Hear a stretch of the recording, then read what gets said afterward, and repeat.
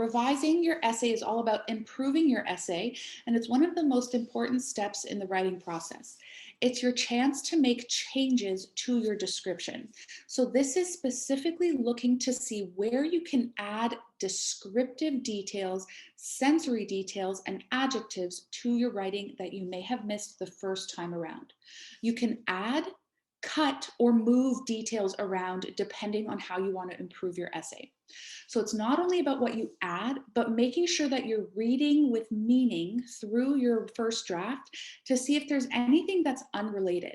If you remember a week or two ago when we looked at that small example about roasting marshmallows or roasting hot dogs or something like that, and it was talking about his brother, how he doesn't like the burnt taste, that was unrelated. So reading it through, we would take out a piece like that because it's not really relevant to our topic. Okay, so revising is what you're going to do when you read over your first draft. You're going to look for places in your writing where you could add, cut, or move details. Move details is all about making sure things are in the proper sequence. Okay, so because we're writing about a special object, remember in our pre-writing draft, you guys organize things in a direction from either top to bottom, outside to inside, left to right. Make sure your details and your descriptions are in the correct order and in the correct topic paragraph. Okay, so number two, how could you make your description even better? This is where you want to enhance your sensory details and add those adjectives to enhance your descriptions. When should I add details? You should add details to make your description clearer and more exciting. Use a caret, so it's this little triangle that little points up top. This is more for pencil paper writing. When you're revising and editing on the computer, it's a lot more easy to just change it as you go. These are just little tips and tricks for you for when you're at school and you're writing with pencil and paper. This is just a little symbol to add on top of your writing to show when you write your final draft, the correction on top. Okay, and on top is where you would want to show what you want to put as the new detail. When should you cut a detail? You should cut any detail that does not belong in your description. Okay, so what we were talking about being relevant. If it has nothing to do or if it's not very relevant to your topic, you probably don't need it in there. Use a delete mark. So this is just a symbol to let you know that it signifies delete in pencil paper to show what you want to cut. Of course, on the computer, if you guys are typing, you just erase as you go along. And lastly, in revising, when should you move details? You should move details that are out of order. Circle any idea that you want to move and then draw an arrow to show where you want to put it. All of these symbols, I'm going to say again, is better used for paper pencil. When you're typing, you can just add and cut and paste as you go. It makes it a lot more clear on the computer. Okay, let's look at Amy's example, Amy's revising. Here are the changes Amy made as she revised her 2 middle paragraphs. She added, cut, and moved some words and sentences. By doing that, she improved her ideas and organizations.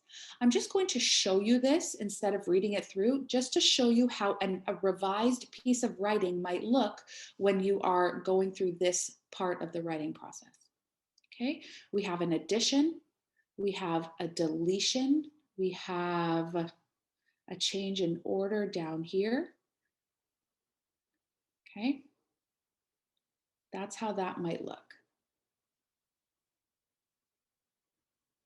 So I'm going to go back to the essay I wrote with you guys on my puppy Jack last week, and we're going to just focus on the middle 2 paragraphs because these are the descriptive paragraphs, right? The middle 2 is where all of the descriptive sensory details come. And I'm going to use this chart, okay, to help give us ideas for adjectives and starting points for sensory details to add into our writing. You can see that they're all separated into the 5 senses word list. Jack's 2 pointy ears, okay, so I already have an adjective here. are on high alert atop his fluffy head. I already have an adjective here. As he stands tall on his hind legs. So here I can describe his legs. Now, describing legs is going to be probably the sense of touch. Fluffy. First off, right away, he's a fluffy guy. He's not bumpy. He's not smooth. He's not hard. He's not soft. He's soft. He's fluffy. I'm going to choose fluffy. On his fluffy hind legs, anytime he hears an unfamiliar noise outside, an unfamiliar, loud noise outside. Jack gets especially loud. Let's go to our hearing. Jack, because I don't want to repeat the same word 2 times very close together.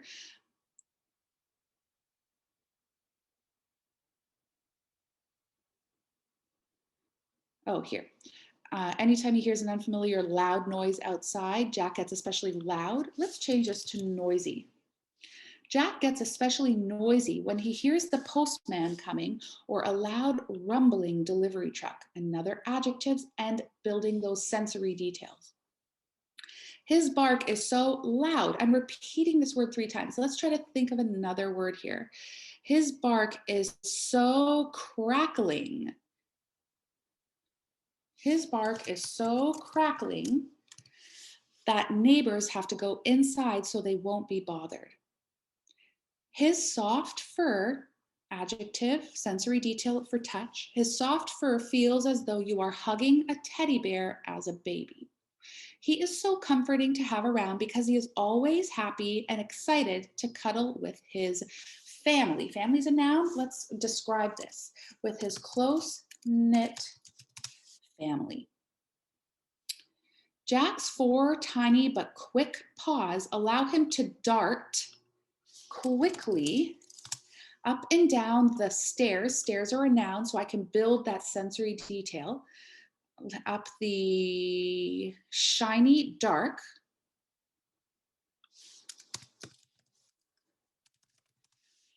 Jack's 4 tiny but quick paws allow him to dart quickly up and down the shiny, dark stairs like a flash of lightning when he wants to play a fun game of fetch.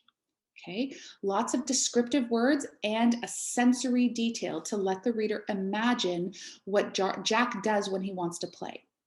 His favorite toy is a red ball. Let's describe the ball a little bit more. Is a squeaky, round red ball with light blue stripes on it. And every time he hears the loud squeak of it, he turns in small circles and wags his furry, light brown, sensory tail wildly to show that he is ready to play. When we play outside, Jack needs little puppy socks so that he doesn't get cold in the deep, freezing snow we have here in winter. Okay, sensory details to let the reader imagine how cold and snowy it is. When he gets soaking wet outside, he shakes his whole body from top to bottom until he is dry. He shakes his whole body, his whole small body. Let's take out whole. His small, so taking out details, part of revising. He shakes his small body rapidly from top to bottom until he is dry, and then will run energetically around the main floor of the house.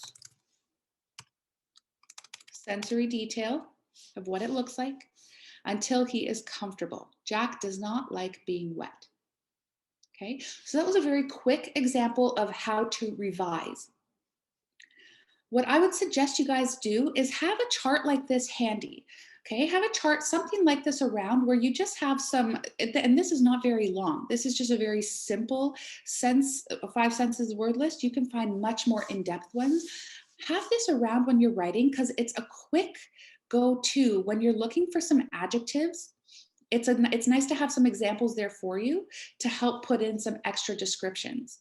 And notice how I really just worked on the 2 middle paragraphs. When you revise, you would go through all of your paragraphs, but because these are the 2 with most of the descriptions in the essay, I only focused on these 2 when revising, but you would go through all 4 of them. Okay, what I want you to do now, you'll notice I'm still keeping what is underlined red, and I haven't read to make corrections yet because that's part of editing. I'm going to leave these red underlines here for now because this is part of the next step. When we edit for punctuation, spelling, grammar, and what did I not say? Spelling, grammar, punctuation, and the 4th one. Okay, so what you're going to do now is I want you to open up your essays from last week.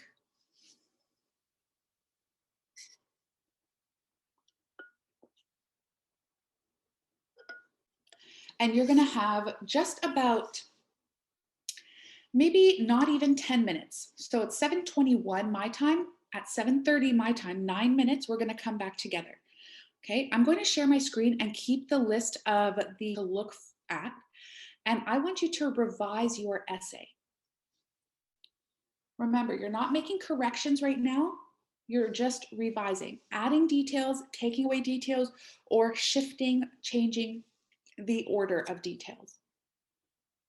Okay, great. The main takeaway from this part was just to know how to revise and what to look for.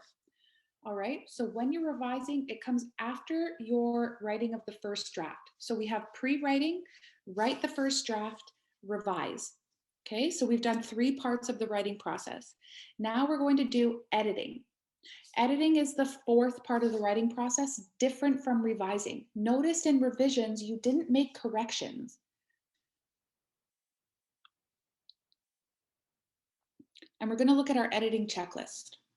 Okay, when you edit, you check for punctuation, capitalization, spelling, and grammar. For punctuation, I'm going to go through these just quickly because you guys already know the basics of them. Did I use correct end punctuation after each sentence, question mark, periods, exclamation marks? And did I use apostrophes in my contractions, can't and don't, for example? Okay, commas are also a big one. Make sure that you are, if you're using longer sentences, you are breaking your idea up into a comma after each break in the sentence. Capitalization. Did you start all your sentences with capital letters? Did you capitalize all of your proper nouns? Okay, nouns are people, places, and things. Proper nouns are specific names of people and places. Spelling. Have you used the correct verbs? We are, not we is. This is especially important because in spelling, if you've misspelled a word on the computer typically will change it for us, or it will tell us with a red underline. But what it doesn't always catch is tenses and the correct verbs. Okay, so we want to make sure we are using the correct verbs for our pronouns. So we are, not we is. We also want to make sure the tense of our writing is consistent. That means if you are writing in present tense, and this is more for grammar, if you're writing in present tense, make sure you are consistently writing in present tense the whole essay. You don't want to go back and forth to present tense and past tense, present tense, past tense. It won't make sense as you're reading it.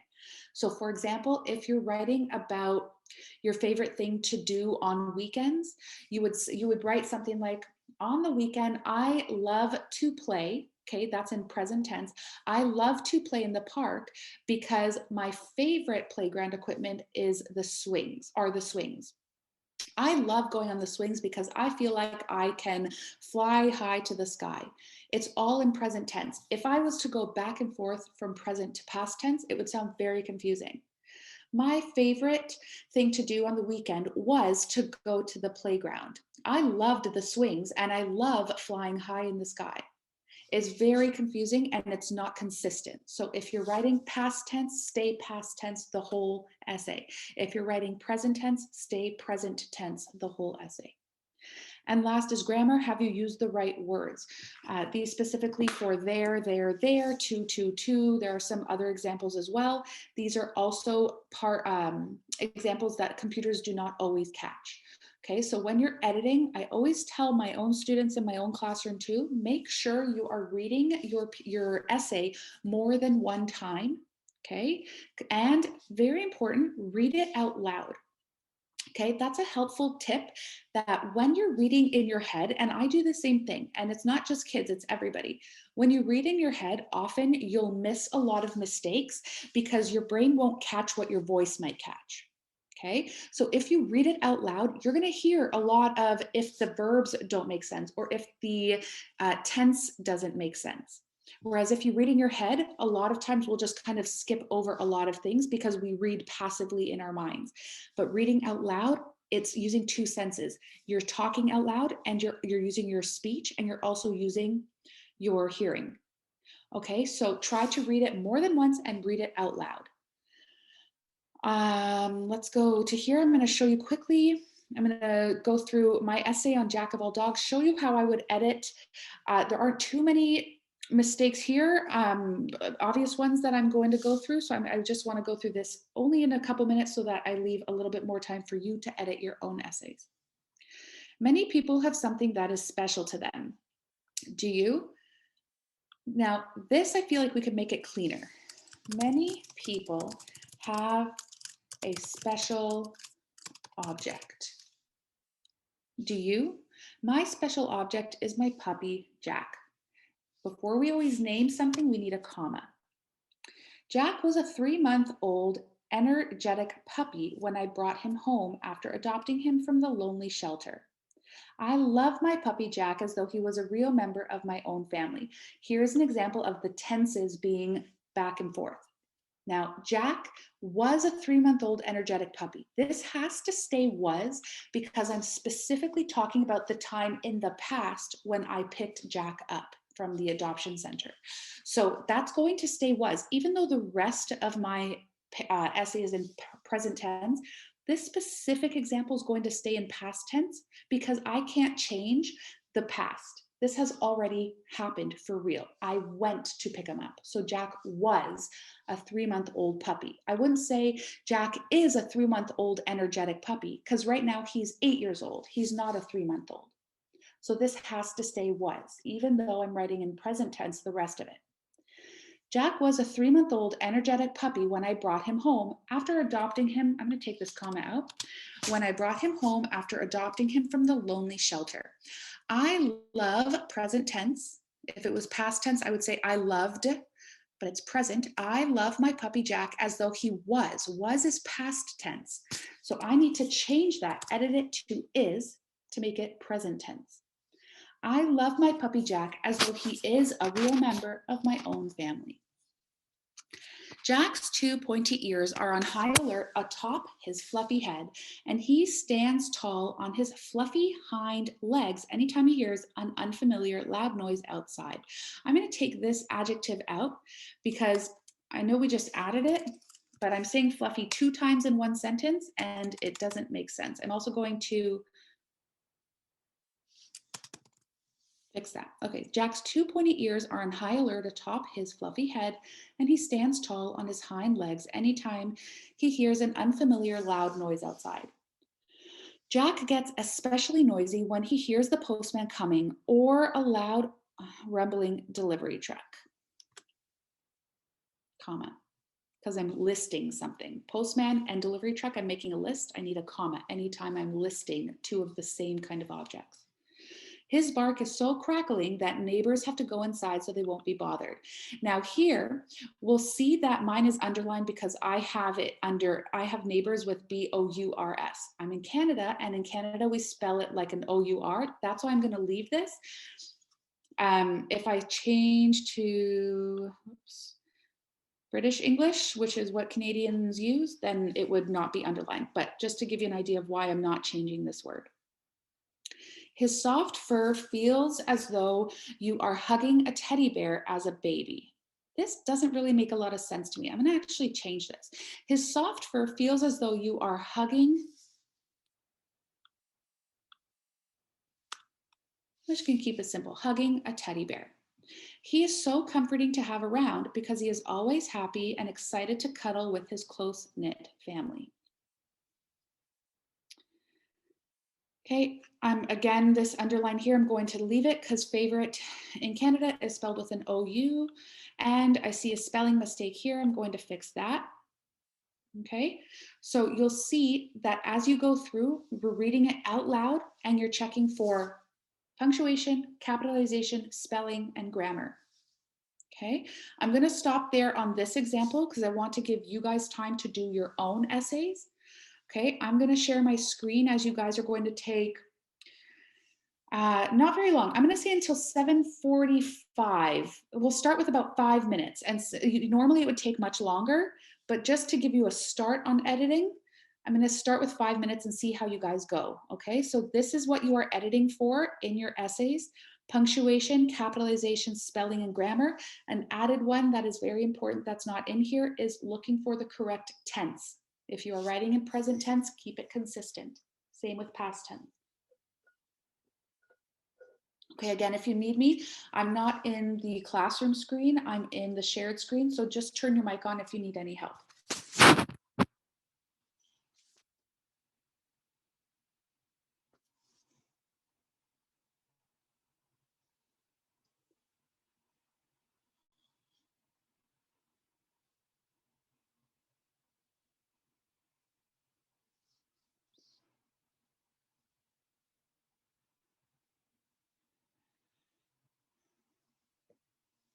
So remember, guys, during times like these, it's all about accountability, okay? Your parents have put you in this class as an hour a week to try to develop your writing skills.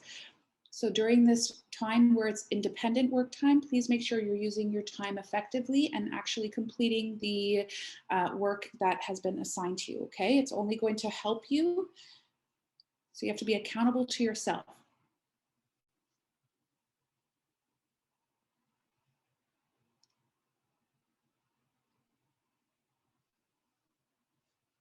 Okay, we're going to stop there.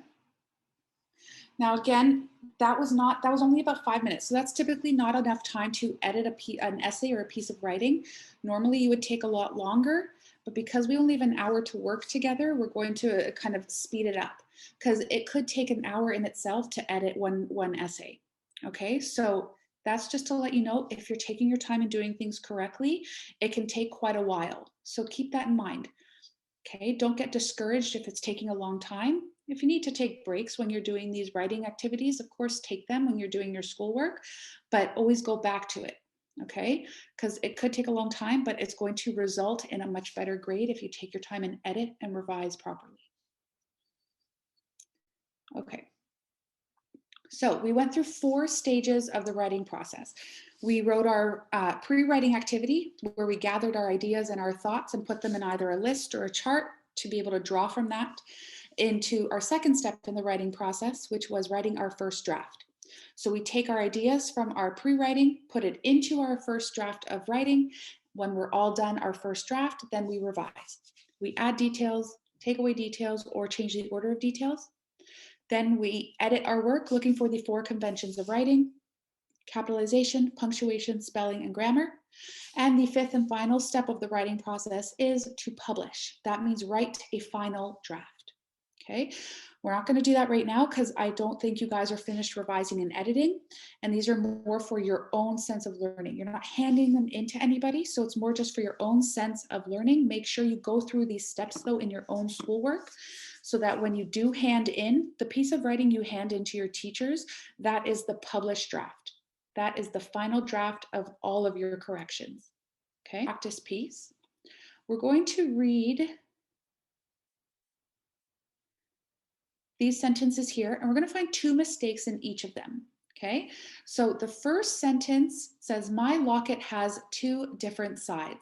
Now, these should be pretty simple for us to figure out what the errors are, but it's just going to be a quick activity to get your mind thinking about editing for the 4 conventions of writing.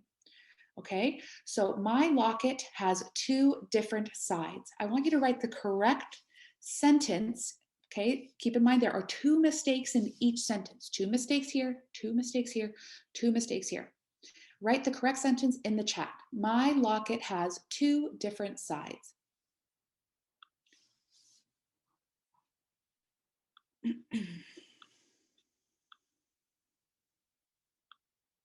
And don't make it private. You can just write to everybody. My locket has 2 different sides.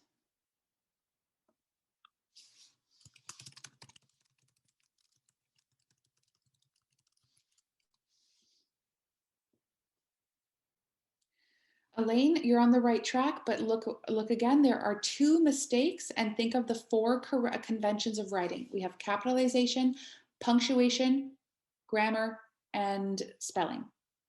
I accidentally forgot the period. Excellent, you got it. Okay, Jolynn found the 2 mistakes, good.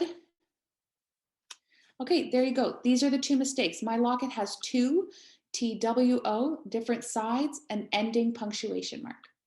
Okay? Sorry, I don't understand. My Google just talked to me.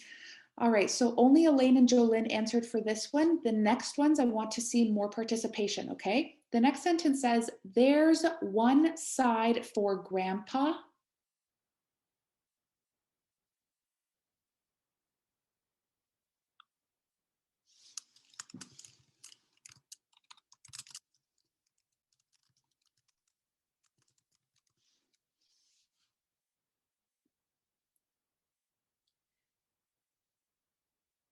Again, Jolynn and Elaine, thank you.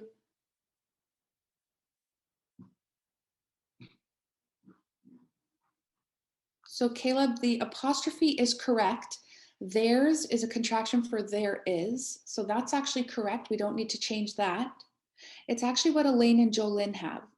The question mark, the ending punctuation mark there, makes this sentence into a question, but it's not a question. Yeah, there you go. It's actually just a period. It's a statement, right? There's one side for grandpa, period. Okay, the last one is I love my locket.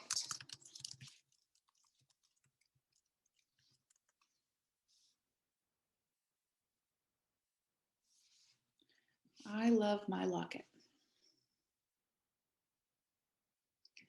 Elaine, it is correct, but I think you can even make it more correct.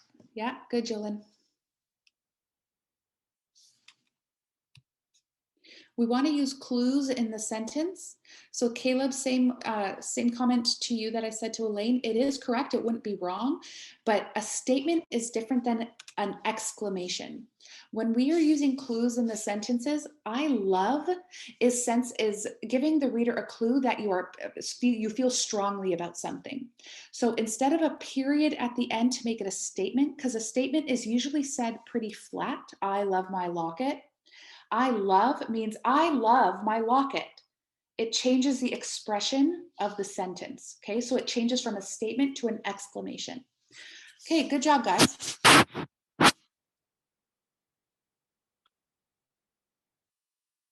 through my agenda here.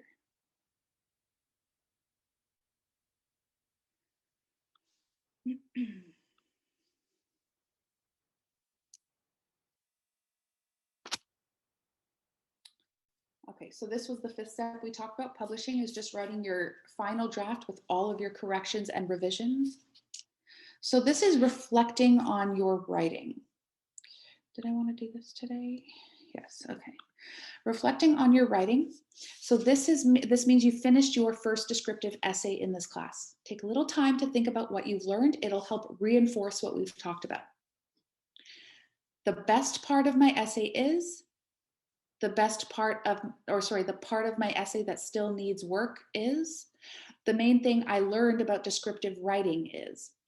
The main part that I want you to answer, which is what we're going to focus on. So these 2, I want you to think more reflectively, but you don't need to write. I want you to write the answer to this. The main thing I learned about descriptive writing. Okay.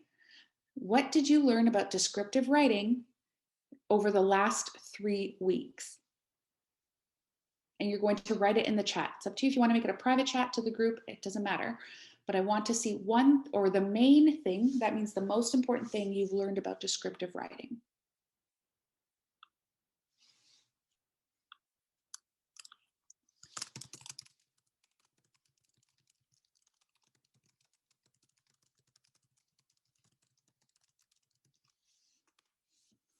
Okay, the question's in the chat. What is the main thing you have learned about descriptive writing?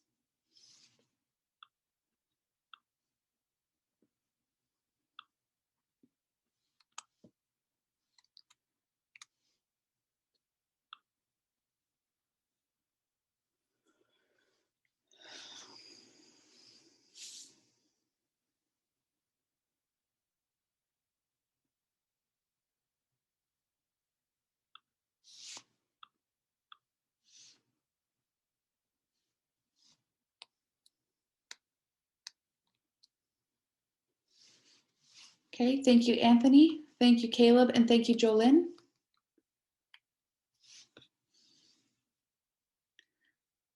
Zoe? I'm still typing. Okay.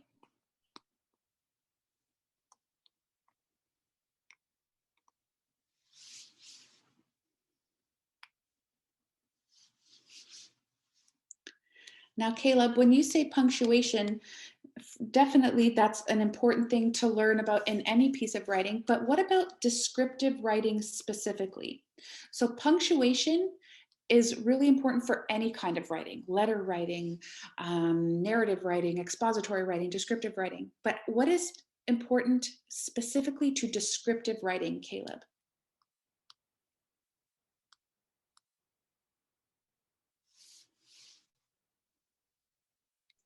Grammarly. Grammar, again, the conventions of writing. So, okay, how to edit, maybe, is that what you're saying? What to look for when you're editing?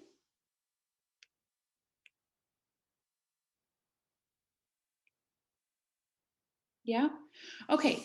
So that would be true for that's a good answer. Knowing what to look for when you're editing your work is an important thing to look for in any kind of writing. But for descriptive writing, I think a lot of us here hit it right on the head, and it's how to be more descriptive, how to give more detail.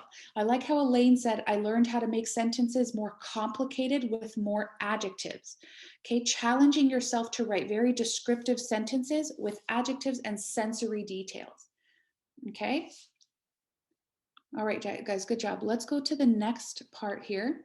We're going to go to our next lesson here. We're still on descriptive writing, and we're going to shift over to writing for assessment.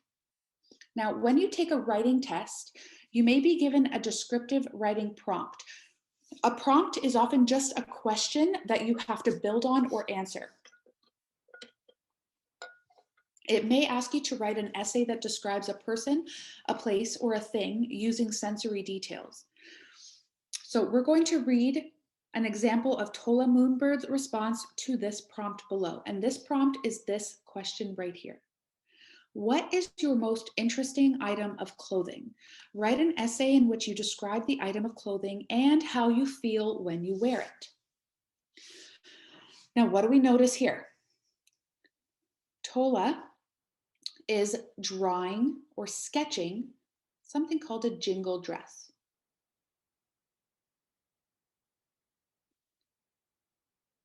Powwow jingle dress.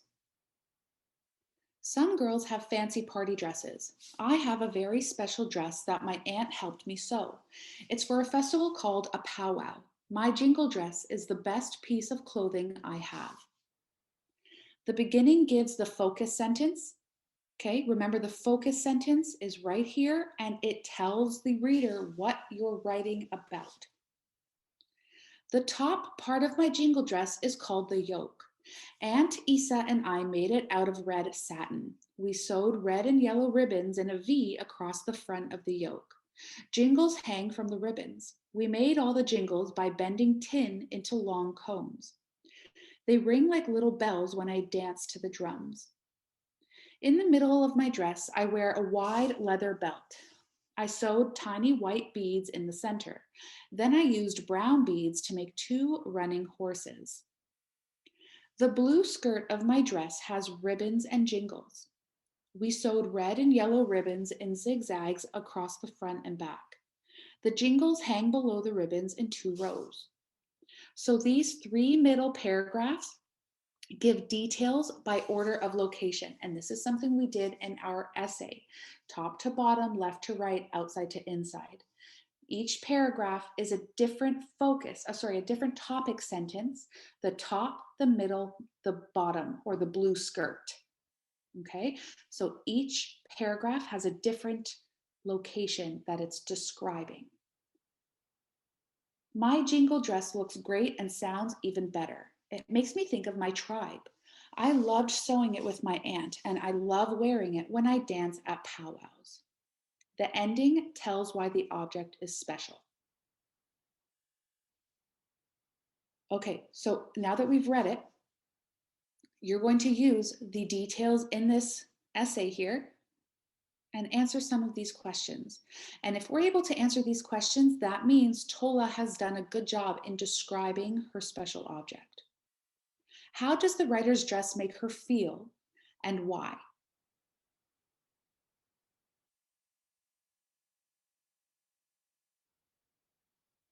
Okay, raise your hand once you have an answer.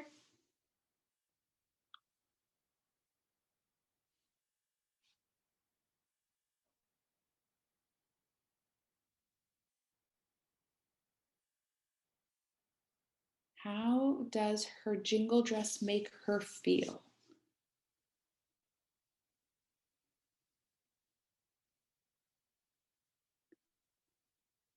What do you think? After listening to that example, does she hate her jingle dress? She does not like it at all? Does she feel ugly and horrible when she wears it?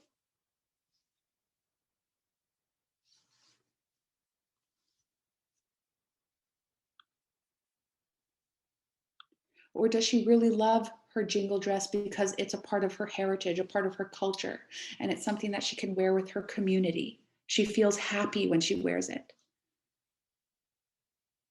I see Elaine nodding, thank you. Okay, we want to try to pull from the details that we are that we're reading, okay, that were given by the writer, and we want to form our ideas based on what we're writing. This is a very descriptive essay, and we are able to easily see, or we should be able to easily see, how Tola feels about her jingle dress. Question number 2, how are the paragraphs organized? How are the paragraphs organized? Elaine, go ahead. From top to bottom. Top to bottom. So we have beginning, right? We have a beginning where we give the focus sentence. And then the middle paragraphs are organized from top to bottom. Excellent. And then our essay ends with an ending paragraph. All right, find 2 interesting sensory words. I'm going to leave it just here so we see most of the middle. Give me 2 interesting sensory words that you see.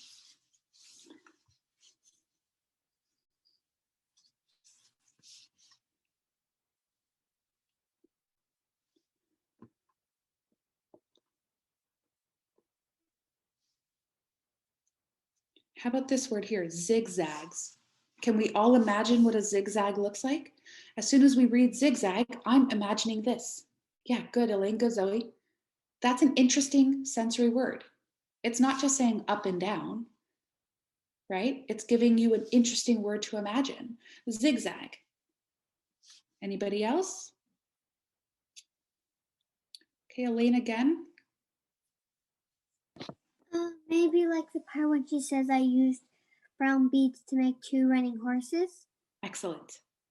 Okay, very good. I'm trying to find that in the...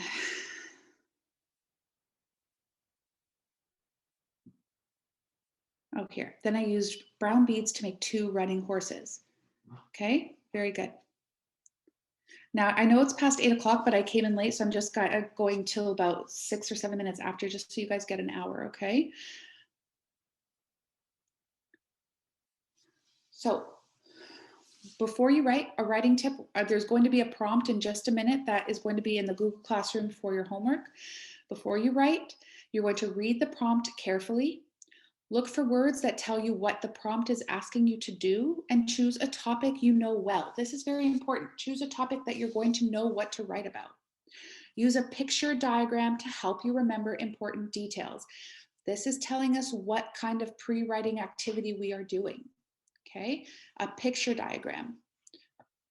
For the first activity, we did a picture diagram too with our special object. We are also using a picture diagram for this activity, for pre-writing. During your writing, use keywords from the prompt in your beginning paragraph. Keywords are very important words in the prompt I'll show you in just a minute. Use it in your beginning paragraph.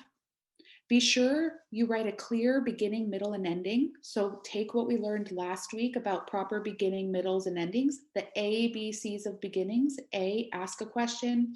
B, be creative. C, connect with the reader. That's for the beginning. Choose one. The middle is where all your sensory details, all your descriptions are. And the ending is leaving the reader with one final thought about how you feel about your topic. Include sensory details to describe your topic. After you've written your first draft, be sure that your focus sentence clearly states your topic for the essay. The focus sentence comes in your beginning paragraph, and take time to correct mistakes when you edit. Okay? The prompt is your favorite object a toy, a game, a picture, a football? It can be anything. Write an essay in which you describe your favorite object.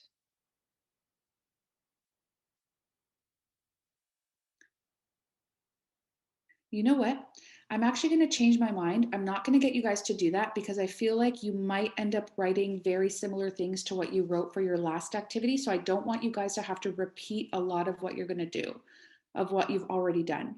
I'd rather you use the time this week when you're doing your homework to complete the pages that are already scheduled in your Google Classroom, pages 19, 20, 21, and 22 in your skills book. And also, I'm going to add in here,